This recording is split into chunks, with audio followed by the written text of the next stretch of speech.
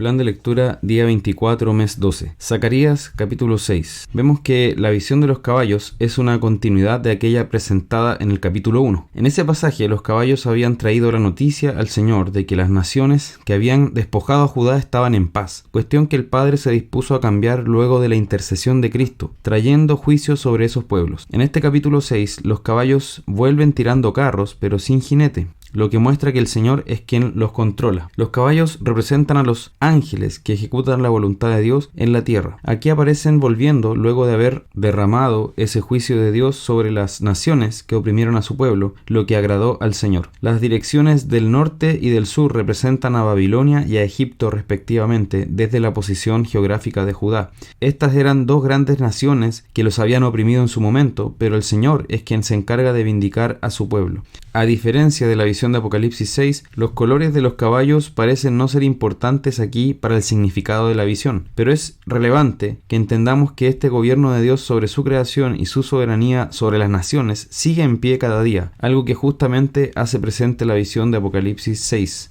La siguiente visión nos muestra la coronación simbólica de Josué, lo que es extraño ya que él era un sumo sacerdote, no un rey como para que fuese coronado. Pero el Señor está anunciando que su pacto con David sigue vigente, ese pacto de 2 de Samuel capítulo 7. En esa alianza, el Señor prometió que un hijo de David sería rey para siempre y que además le levantaría un templo. Salomón fue solo un pálido anuncio de Cristo, el verdadero hijo de David, pero en esta visión vemos que esa promesa sigue vigente y se cumplirá. Solo en Jesús los oficios de rey y sacerdote se juntan en una sola persona, y es Él quien edificó el templo al Señor, comprando a un pueblo por su sangre, para que luego el Espíritu Santo habitara en ellos. Mientras Zacarías esperaba el cumplimiento de esto en un futuro, nosotros ya vemos cómo el Señor lo ha cumplido en Cristo, pero esperamos su plena manifestación cuando estemos ante su presencia en gloria, adorándole por siempre. En el capítulo 7 vemos lo esencial que resulta el adorar a Dios en espíritu y en verdad. No hay otra adoración que le agrade.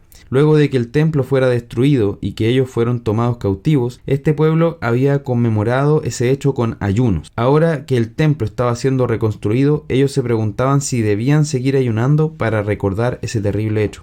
Pero el Señor les hace ver que todos esos ayunos no los hicieron con un corazón dispuesto en arrepentimiento y obediencia hacia Él, sino que los habían hecho pensando en ellos mismos. No sirve de nada ayunar si nuestro corazón no está realmente puesto en el Señor y su palabra. Tal cosa es solo pasar hambre en vano. Los antepasados de este pueblo habían desoído la voz de los profetas que fueron enviados por Dios para advertirles del juicio venidero.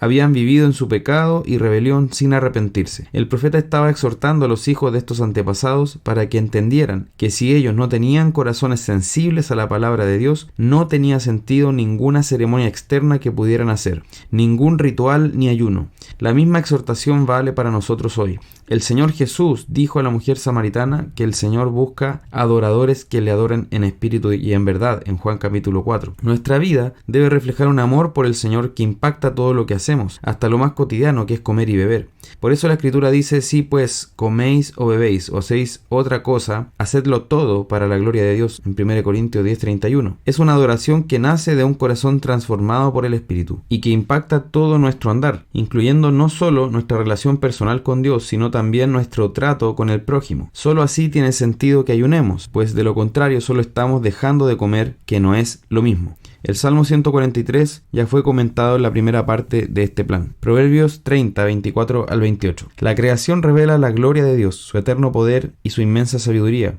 además de su admirable creatividad. Una vez que conocemos su palabra y siendo iluminados por su Espíritu Santo, es nuestro deber conocer y examinar la creación de Dios y encontraremos en ella valiosas lecciones sobre la perfección de nuestro Dios. En este pasaje se revelan cosas que pueden parecer pequeñas o insignificantes, pero a las que el Señor dio el poder de hacer hazañas impresionantes. Apocalipsis 15. Con esta visión se abre el quinto ciclo de visiones. Inicia con la adoración celestial y el envío de los ángeles a derramar las copas de la ira final de Dios. Se aprecia aquí a los santos en el cielo ya victoriosos, habiendo prevalecido sobre la bestia y el culto idolátrico a ella que levantaron sus seguidores condenados. Esta visión es de gran consuelo para una iglesia perseguida como la que recibió este libro originalmente y que estaba inserta en una sociedad que rendía un culto idolátrico al emperador romano, amenazando con la muerte a quienes no lo hicieran. En otras palabras, era una sociedad donde el espíritu de la bestia se podía podía apreciar con claridad. Pero no nos engañemos, si nos fijamos bien, hoy también podremos ver esa adoración idolátrica. Nuestro problema es que se disfraza de otras cosas, pero para nosotros y para todo el pueblo de Dios a lo largo de la historia, esta visión de que los santos que mueren en Cristo se encuentran ya en victoria adorando en el cielo debe ser de gran consuelo y esperanza. No importan las tribulaciones que enfrentemos aquí, ya que esa bienaventuranza nos espera.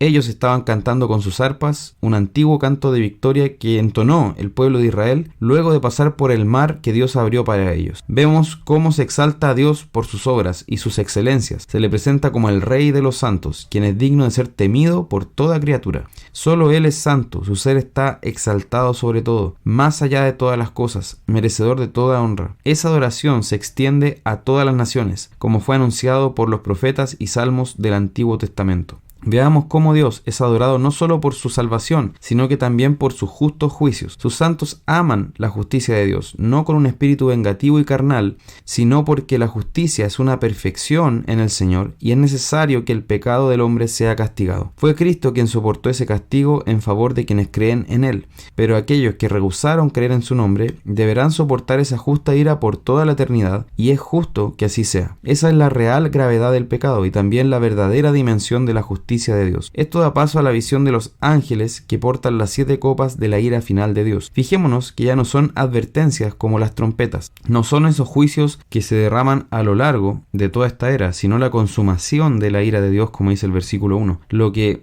Él tiene preparado para la culminación de esta era. Todo lo relativo a los juicios de Dios sale desde su santuario celestial, lo que implica no solo la más alta solemnidad posible, sino también que esos juicios son puros, rectos, justos y llenos de gloria. Todo esto se refleja en la vestimenta de los ángeles, que son los agentes de su juicio. El humo que llena el templo celestial nos recuerda la forma en que Dios se manifestaba en el tabernáculo de reunión y luego en el templo de Salomón cuando fue inaugurado. Tiene que ver con que Él hará pública y visible su gloria en estos juicios. Que esto nos ayude a recordar hacia dónde se encamina la historia, la certeza del juicio de Dios sobre el pecado y la necesidad que tenemos de adorar a Dios, viviendo como es digno de la salvación que Él nos ha dado en Cristo. Solo en Él puede estar nuestra confianza, como dice la Escritura. Mas Dios muestra su amor para con nosotros en que, siendo aún pecadores, Cristo murió por nosotros. Pues mucho más, estando ya justificados en su sangre, por Él seremos salvos de la ira.